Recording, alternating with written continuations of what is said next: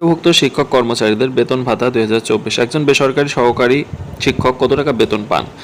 Viewers, এখানে দেখুন একটি প্রতিবেদন দেওয়া হয়েছে। তো এখানে তারা কি বলছে, বেসরকারি শিক্ষা প্রতিষ্ঠানে স্কুল ও কলেজ জনবল কাঠামো ও এমপিও নীতিমালা 2021 অনুসারে এমপিওভুক্ত শিক্ষক ও কর্মচারীদের বেতন ভাতা প্রদান করা হয়।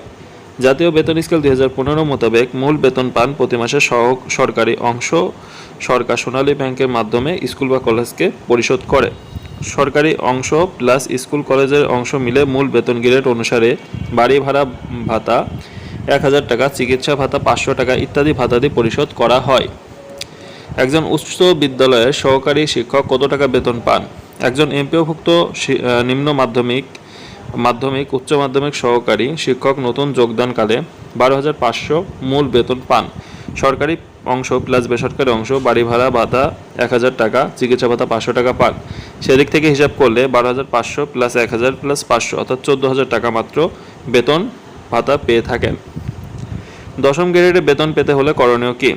নিম্ন 5 বছরের মধ্যে সহকারী শিক্ষক প্রশিক্ষণ কলেজ সরকার কর্তৃক শিক্ষক প্রশিক্ষণের মধ্যে অনুমোদিত পাবলিক বিশ্ববিদ্যালয় থেকে শিক্ষায় ডিগ্রি বিএড বিএমএড সমমান যাদের ক্ষেত্রে এ সকল ডিগ্রি প্রযোজ্য অর্জন করলে তিনি এ ডিগ্রির জন্য জাতীয় বেতন স্কেলে গ্রেড 10-এর বেতন ভাতাদি প্রাপ্য হবেন। শিক্ষায় ডিগ্রির জন্য প্রাপ্য এ গ্রেড উচ্চতর স্কেল গ্রেড হিসেবে গণনাযোগ্য হবে না। তো এখানে দেখুন আরও কি বলছে তারা, এমপিওভুক্ত একজন শিক্ষক উৎসব ভাতা 25% নাকি 50% হারে পায়। 2004 সালে বেসরকারি শিক্ষা প্রতিষ্ঠান কর্মরত শিক্ষক কর্মচারীরা বোনাস হিসেবে শিক্ষকরা মূল বেতনের 25% এবং কর্মচারীরা মূল বেতনের 50% উৎসব ভাতা হিসেবে প্রদানের নির্দেশনা জারি করা হয়। আজও 2004 সালের নির্দেশনা মোতাবেক বেসরকারি শিক্ষা প্রতিষ্ঠানে কর্মরত শিক্ষক কর্মচারীরা আজও বোনাস হিসেবে শিক্ষকরা মূল বেতনের 25% এবং কর্মচারীরা মূল বেতনের 50% উৎসব ভাতা পাচ্ছে। দেশের সকল সরকারি স্বায়ত্তশাসিত ও বেসরকারি প্রতিষ্ঠানসমূহে কর্মরতদেরকে জাতীয় বেতন স্কেল অনুসারে উৎসব ভাতা প্রদান করা হয়ে থাকে। বৈশাখী বা বাংলা নববর্ষ ভাতা পান কি এরা? বেসরকারি শিক্ষা প্রতিষ্ঠানের শিক্ষক কর্মচারীরা 20% হারে বাংলা নববর্ষ ভাতা পেয়ে থাকেন। বর্তমান সরকারি ও স্বায়ত্তশাসিত প্রতিষ্ঠানগুলো মূল বেতনের 20% হারে বাংলা নববর্ষ ভাতা পেয়ে থাকেন।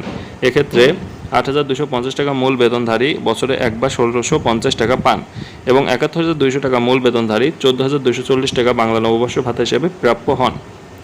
এমপিওভুক্ত শিক্ষক কর্মচারীদের বেতন গ্রেড অভিজ্ঞতা ও নিয়োগ যোগ্যতা 2024।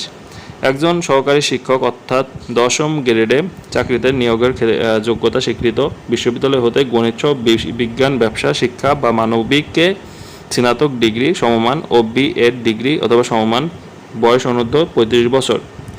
বেতন স্কেল 10ম গ্রেডে মূল বেতন 16,000 টাকা। জাতীয় বেতন স্কেল 2015 মোতাবেক 16,000 থেকে 38,640 টাকা। অন্যদিকে প্রশিক্ষণ বিহীনদের ক্ষেত্রে চাকরির শুরুর দিকে 12,500 টাকা মূল বেতন। জাতীয় বেতন স্কেল 12,500 থেকে 30,230 টাকা। তো এখানে দেখুন পদের নাম, নিয়োগের জন্য শিক্ষাগত যোগ্যতা, অভিজ্ঞতা, চাকরিতে প্রবেশের বয়সসীমা, এখানে জাতীয় বেতন স্কেল ও গ্রেড, এখানে সব কিছু দেওয়া আছে। আপনারা এখান থেকে ভিডিও পজ করে এটা দেখে নিতে পারবেন। তো ভিউয়ার্স, এখানে দেখুন এমপিওভুক্ত কর্মচারী ও সরকারি কর্মচারীদের বেতন ভাতার পার্থক্যটা কত। এখানে সব কিছু আছে, বাড়ি ভাড়া, চিকিৎসা ভাতা, বৈশাখী ভাতা, উৎসব ভাতা, বার্ষিক ইনক্রিমেন্ট, কে কত % পাচ্ছে, আপনারা এখান থেকে ভিডিও পজ করে দেখে নেবেন। তো এখানে বেসরকারি সুযোগ সুবিধা 2022 বেতন ভাতাতে কী কী সব কিছু এখানে দেওয়া আছে। তো এই ছিল মূলত বিষয় যে এমপিওভুক্ত শিক্ষকদের এবং সরকারি যে সকল শিক্ষক এবং কর্মচারীরা আছে বিদ্যালয়ের সহকারী শিক্ষক এরা কত টাকা বেতন পায়। একজন উচ্চ বিদ্যালয়ের শিক্ষক এবং একটা শিক্ষা প্রতিষ্ঠানের বেসরকারি এবং সরকারি শিক্ষা প্রতিষ্ঠানের এমপিওভুক্ত শিক্ষা প্রতিষ্ঠানের কর্মচারীরা কী ধরনের বেতন পায় এবং কী ধরনের সুযোগ সুবিধা পাচ্ছে সেগুলো মূলত এখানে তুলে ধরা হয়েছে। তো এই ছিল মূলত ভিডিও। যদি ভিডিওটি ভালো লাগে তাহলে অবশ্যই ভিডিওতে একটি লাইক করবেন এবং যারা চ্যানেলে নতুন দর্শক আছেন অবশ্যই চ্যানেলটি সাবস্ক্রাইব করবেন। সকলকে অসংখ্য ধন্যবাদ।